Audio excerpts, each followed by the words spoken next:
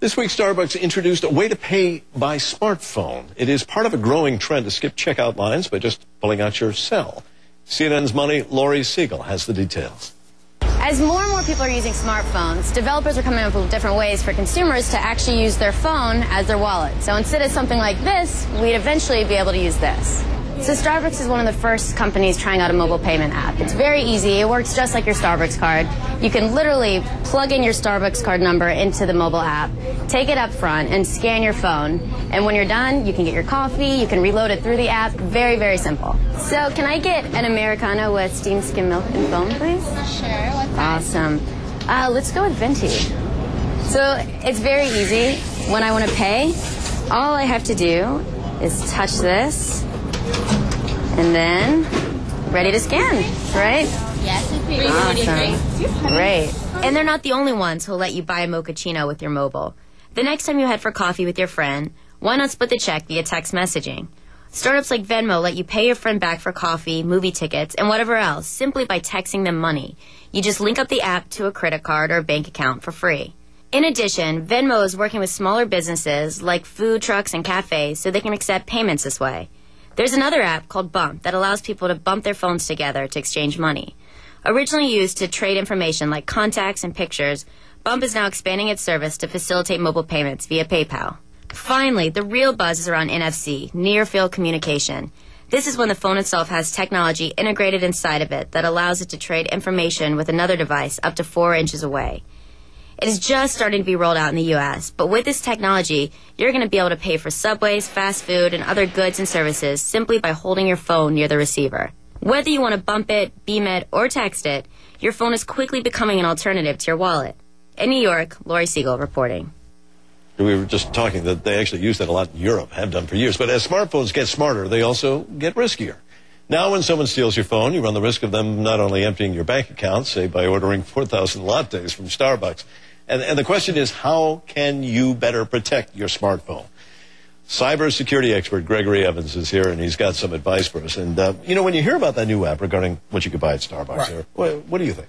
First of all, it just proves that the United States is behind the times. In Europe, they've had this technology for years. So there's a plus to it. I mean, it's convenient. Right. Now, you don't have to reach in your wallet and pull out a credit card. Now you can just have your phone, which you probably already have in your hand, have it scanned, and it's great. I mean, you pay for it, your item, and you continue to just keep going. But if my phone is stolen, does that mean somebody's running up my bill? That's the problem. See, they're building the technology. The more convenient, the more risk that's going to be out there in anything that you do. So what you have to do, which is very important, if you download this application, what you want to do is make sure you have your phone set up, password protected. So if you ever set your phone down for 5 minutes, it goes into lock mode. So if someone steals your phone, they can't just grab it and go to the next convenience store and just start purchasing. Okay, well, it isn't just purchasing things. There are other ways that your phone can actually be sort of broken into. Correct. Even over long distance. Yes, there's other ways people can do it, and they, even through applications. They just showed Bump. Bump is something that I use on the iPhone. I meet someone, instead of trying to give them my number, we just bump. But if we bump, what exactly information is it really taking from my phone? You have to remember that. And then you can get spyware on your phone that can steal that whole application along with your credit card and other information that's on there. All right, well, let's talk specifically about voicemail, because this I found pretty fascinating, and you've got a demonstration for it. That is correct. What we're going to do is we're going to demonstrate how easy it is to listen to someone else's voicemail without knowing their passcode. There's caller ID services out there that allow you to change, or they call them caller ID spoofing, where it allows you to call a number and have any number show up in a person's caller ID. Okay, so you're going to call this number first? Now, if I call this number and put this number in the caller ID, it will send me the voicemail. But to prove to your audience that this is a real phone and a real number, I'm just going to dial this number real quick, and it'll show CNN demo. Okay, we put CNN demo, so we will not be displaying the phone number to this phone. We'll wait for it. There it comes up. There you go, CNN demo. Yep. Yeah, okay. Because that's my personal phone. We don't want that number there. Step one works. Okay. Step one works. Now, how the technology works, and this is what we're about to do. We're going to call this number, this phone, and we're going to put this number in the caller ID, and it's going to send me directly into this this person's phone, and I can listen to the messages. If there's any messages, I can change the passcode or whatever. So, I think they're already ready to go ahead and just display and call this number as we speak. So this is being done remotely by someone on a computer. Right. You can do this. You can go to hackmyvoicemail.com and check to see if your voicemail is hackable. So, but the caller ID services that are out there, like the Spooftails or the Spoofums, they allow you to go ahead and do it. So we're calling right now in the CNN demo, and we're calling this number. We're going to answer this phone here, and we're going to put it on speaker, and we're calling this phone here in a second. This is going to put me directly into the voicemail. So in theory, I'm going to be able to eavesdrop on your voicemail. That is correct. You can listen. You will be able to listen in and hear all the information of this phone. For instance, right now, I think we are connected.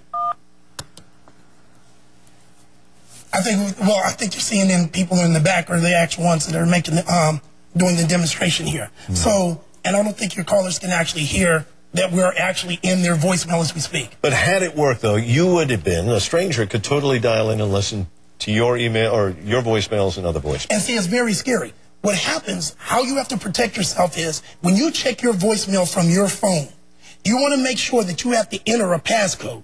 If you don't have to enter a passcode, that means anybody can call your number, put your number in the caller ID, and the cell phone company will think that you're trying to check your voicemail. And it will put that person directly in your voicemail, and they can listen to your messages. Well, who's doing this? I mean, who would gain from listening? Well, just think about it. You may have an ex-husband, a crazy girlfriend, or you might be the CEO of a big Fortune 500 company and know your IT department, or you didn't even know, or no one was aware that you should password protect your actual voicemail if you're calling it from your actual phone. You may protect your phone if, go into lock mode, but it does not protect it in your voicemail. So if you're someone high profile, I can listen to all your messages by just calling in. And that's kind of scary. I don't need to know your passcode whatsoever. Mm-hmm. So my protection then is to institute a passcode, you say, if my phone has it. Right. Do all phones have that ability? Yes, they do. And some of them come with it, some of them did not. Before, the iPhones, you were able to listen to anybody's voicemail if they had an iPhone. So the 10, 20, 30 million iPhones out there, the reason why is the iPhones had visual voicemail. They didn't give you an option of entering a passcode.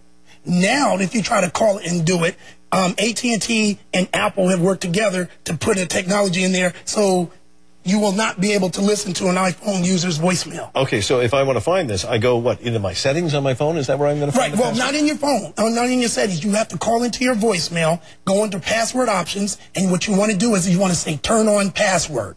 And that's universal no matter who your carrier is. Okay. So, and what type of phone? It's not just smartphones. It's any type of phone. Very good advice. I will tell you this. Yes. I already have that. You already have that? Yeah. Well, that's a good thing, too. No, but I know people who have this option where they just go automatically to their voicemail, right, and there is no passcode. And I had learned a long time ago that, you should put You definitely do that. Definitely. Thank All you, right? sir. No, thank you. Appreciate it. Gregory Evans, thanks very much for an insight there on security with your phone and what can happen.